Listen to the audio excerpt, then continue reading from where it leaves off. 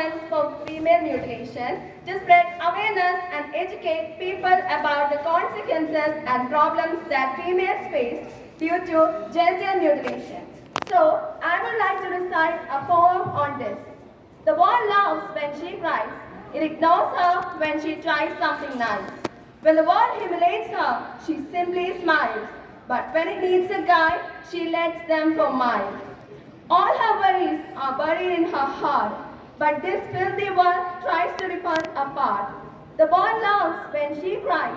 It ignores her when she tries something nice. She demands for the reasons, but receives none.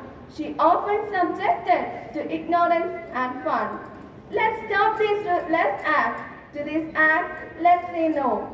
Let's treat her as a friend and not as a foe.